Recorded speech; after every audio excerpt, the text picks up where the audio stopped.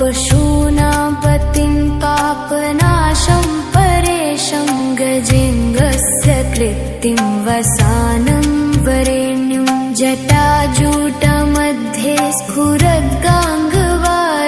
महादेवमेकं स्मरामि स्मरारिम् महेशं सुरेशं सुरारातिनाशं विभुं विश्वनाथं विभूत्यङ्गघोषं विरूपाक्षमिन्द्वर्कवह्निनेत्रं सदानन्दवीरेतगुं